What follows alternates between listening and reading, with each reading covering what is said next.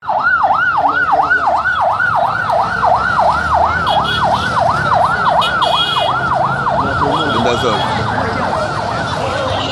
kota katabu. Kota. Ni kota.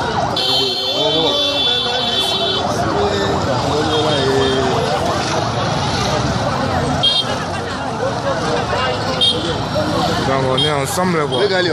Bienvenue Moukeli Massia. On est vraiment ensemble quoi. Donc tochaka ba présence quand nezalaka. Hein? Ibrahim Nzambe na nyonso. Yama Charlotte Pigeon Verte. Tochaka ba présence. Yemo mona mai. Azana na bandeko akoti na kata Corbière ba ke kunda. Ce tellement nenga vitesse comme ça que beneni au sala. Atona bokasa.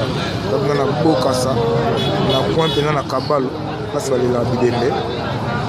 Donc place funérailles quoi. On est là donc Tolé là toujours Bidembe. Tolé là toujours on est qu'on a besoin de faire na SR Didi. Tolé là on est ensemble quoi. Les artistes chantent quoi. Le santan on est mankambo. Donc Dodo Menza Kalamba Ime les Alara Bongo Fodi Maemba Fabrice Dibasana Ansindosi n'habite sur le Bani Loris la congolaise. Bolingo la Sabiso qui te partager l'amour partout.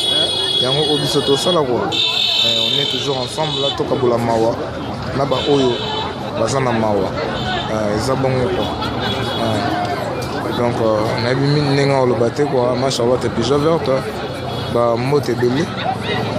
Donc bana tout à Paris. Ba teni koyi. Donc ba monsieur Dianga bosa pene belé quoi. Donc na mitse la sebina gene mankamo. Fodi Dibasana. Donc on a dit que Fodi Maemba yo, Fodi Maemba mankambo. Fodi Maemba yo mankambo.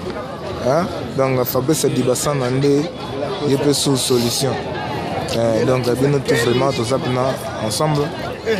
Oh ndeko na biso moko soldat na biso BCBG anakonda ba molai auti ko faire de ser na biso ba ndeko na ye apesa ntango donc ko rendre kaka hommage à ser na biso Guigui.